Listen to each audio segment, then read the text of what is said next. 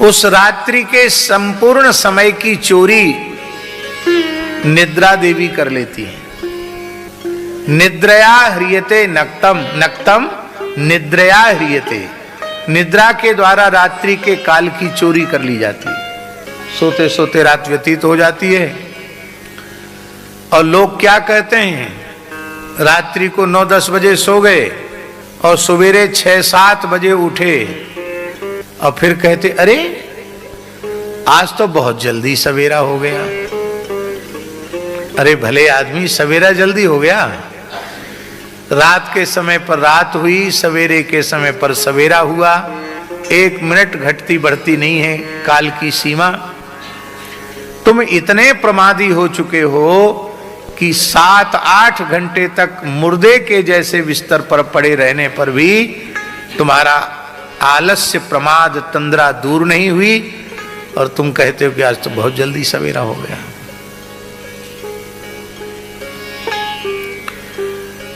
आध्यात्मिक उन्नति यदि किसी व्यक्ति को चाहिए तो उसका पहला नियम है ब्रह्म वेला में शय्या त्याग।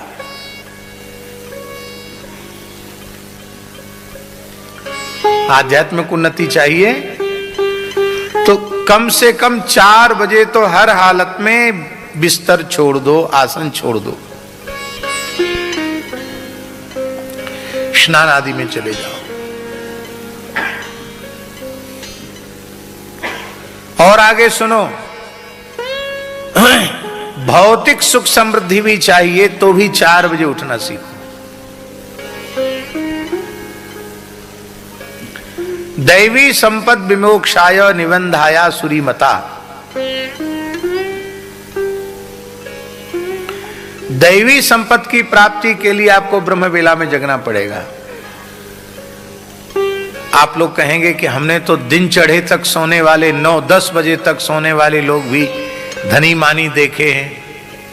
वो धनी मानी है अवश्य, इसमें कोई संदेह नहीं है, पर वे आसुरी संपत्ति वाले हैं। क्या आप भी आसुरी संपत्ति वाले बनना चाहते हैं? इसलिए मनुष्य अपने जीवन में यदि अभ्युदय चाहता हो, उन्नति चाहता हो, तो ठीक 4 बजे उठना आसन से आरंभ कर दे।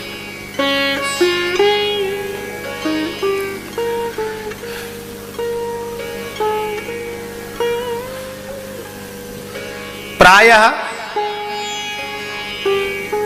सोने वाले लोग रात्रि में 3-4 बजे के बीच एक बार उन्हें लघुशंका लगती है। प्रायः ऐसा होता है, शरीर की प्रक्रिया है। शरीर की अवस्था अधिक होने लग जाती है तो वेग रोकना कठिन होता है, तो लोग जाते लघुशंका, फिर आके लेट जाते हैं।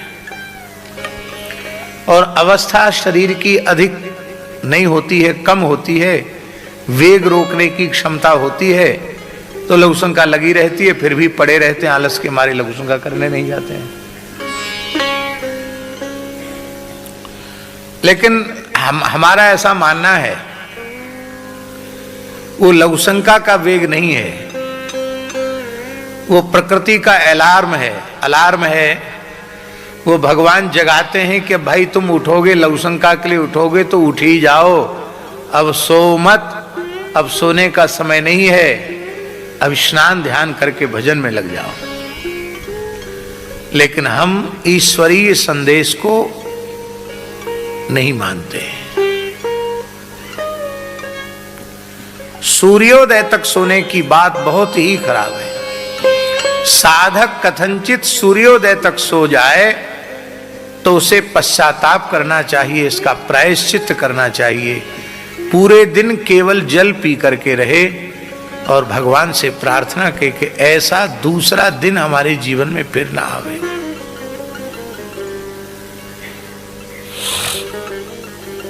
पहले हमारा कुछ समय तक ऐसा नियम था, हमारे निकट वालों में यदि कोई सूर्योदय तक सो गया तो हम उसके कारण भी दिन भर जल पर रहते थे।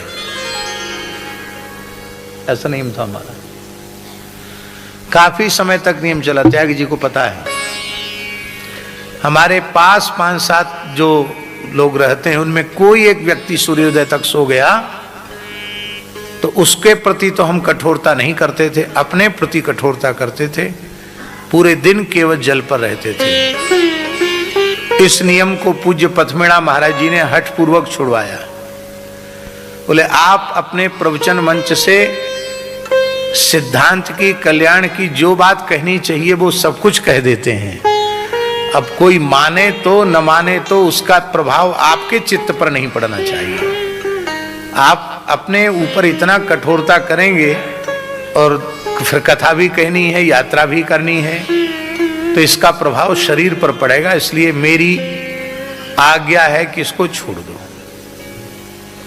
और जबरदस्ती उन्होंने कुछ पवा दिया तो वो नियम टूट गया।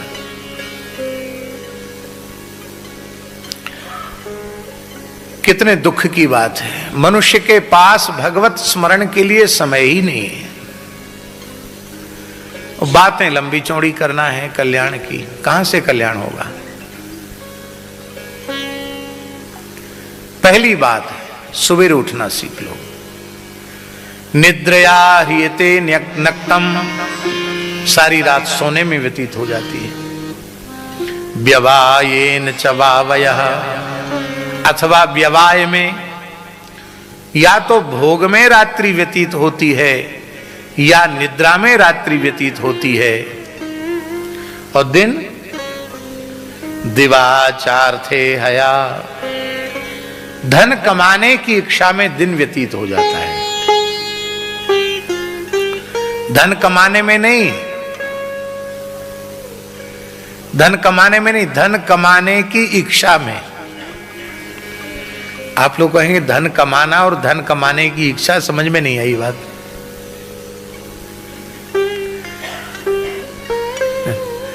धन प्राप्ति जो होती है वह तो प्रारब्ध के अनुसार होती है।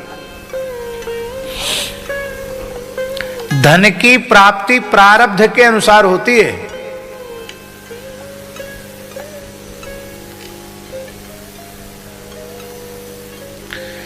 इच्छा से होने लग जाए तो हर व्यक्ति विश्व का प्रथम नंबर का श्रीमंत हो जाएगा। इच्छा से तो नहीं होता। इच्छा से ही होता तो आप लोग यहां क्यों बैठे होते, सब प्रधानमंत्री राष्ट्रपति बने होते। इच्छा से नहीं होता है।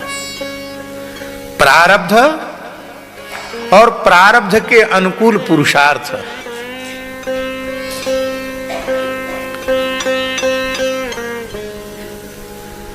धन कमाने की इच्छा, इसलिए यहां सुखदेव जी ने कहा है कि धन प्राप्ति तो प्रारब्ध के अनुसार होती, पर धन प्राप्ति की इच्छा सबकी रहती है। सवेरा होते ही किसान खेत पर चला गया, नौकरी चाकरी वाला अपनी ड्यूटी पर चला गया और व्यवसायी अपने व्यापारिक प्रतिष्ठान की ओर चला गया, दुकानदार दुकान की ओर चला गया। किस लिए? धन कमाने की अभिलाषा में। धन की प्राप्ति प्रारब्ध के अनुसार होती है। बचा खुचा समय कुटुंब भरणेन वा, बचा खुचा समय कुटुंब के भरण पोषण में चला जाता है।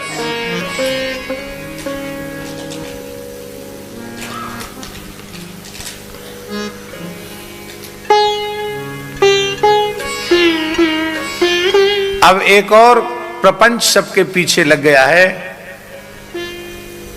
उसका नाम है टीवी अथवा मोबाइल।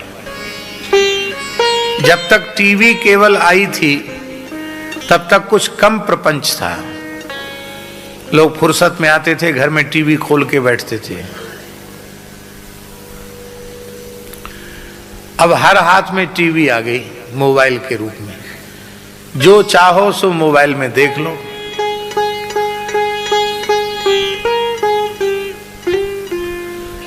तो अब हम तो जानते नहीं, ये कह रहे हैं विवेक जी कह रहे हैं एआई और आ गया। क्या चीज होती है आई भगवान जाने, जो भी हो।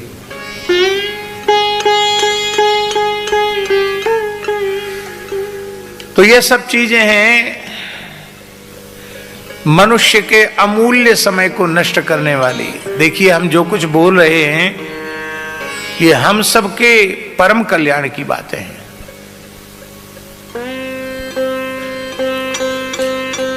आपने प्रचंड पुरुषार्थ करके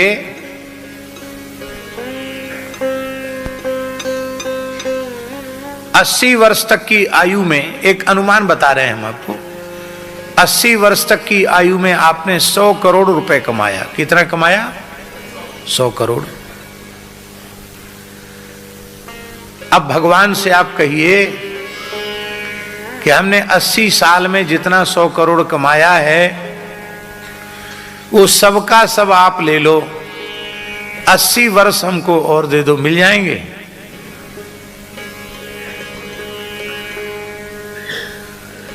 पूरे 80 साल तक की कमाई, 100 करोड़ पूरी कमाई दांव पर लगा दो और कहो कि हमको 80 वर्ष की आयु और दे दी जाए, मिलेगी? चलो ठीक है, 80 वर्ष देने में भगवान कंजूसी करें, 80 महीने की मिलेगी, 80 सप्ताह की मिलेगी। अंत में आप कहेंगे हमारे जीवन के 100 करोड़ जितना हमने कमाए सब ले लो, 8 घंटे की आयु दे दो, मिलेगी? 8 मिनट की मिलेगी? अरे 8 मिनट नहीं, 1 सेकंड की नहीं मिलेगी। इसका मतलब है आपके जीवन का 1 सेकंड जितना, 1 क्षण जितना मूल्यवान है, हजारों करोड़ की संपत्ति उतनी मूल्यवान नहीं है। तीनों लोगों की संपत्ति एक और मनुष्य के जीवन का 1 क्षण एक और। इसलिए मनुष्य को 1 क्षण भी व्यर्थ नहीं गंवाना चाहिए। मान लो कोई व्यक्ति 100 वर्ष तक जिया, आजकल 100 साल तक सब जीते नहीं है, अनुपात 70-80 का ही है, लेकिन चलो 100 मान लो। कोई व्यक्ति 100 वर्ष तक जीवित रहा तो 100 साल में 50 साल तो सोने के निकाल दो भाई, रात का समय निकालना पड़ेगा ना, तो कितने बचे? और 20 साल की उम्र तक तो यही होश नहीं होता कि हम मनुष्य हैं। खेलने कूदने में, इधर उधर में, चमक दमक में 20 साल तक चला जाता है, पता ही नहीं चलता। मनुष्य के पास समय ही नहीं है।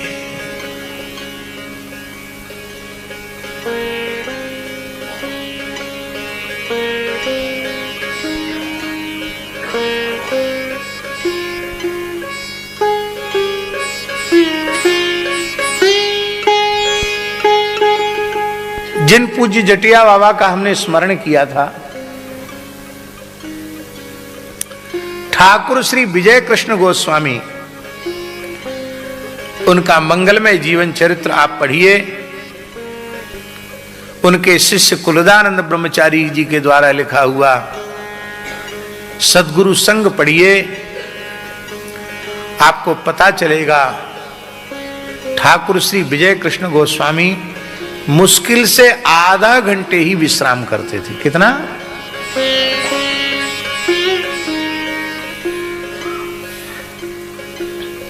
साढ़े 23 घंटे उनका साधन में जाता था।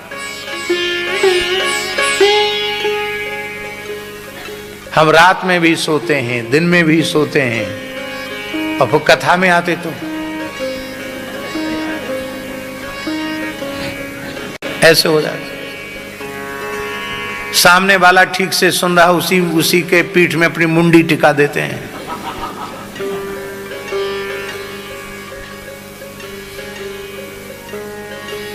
तुलसी पूर्व पापते हरि चर्चा न सुहाए। कथा कीर्तन में नींद उन्हीं को आती है जिनके पाप बहुत अधिक प्रबल होते हैं।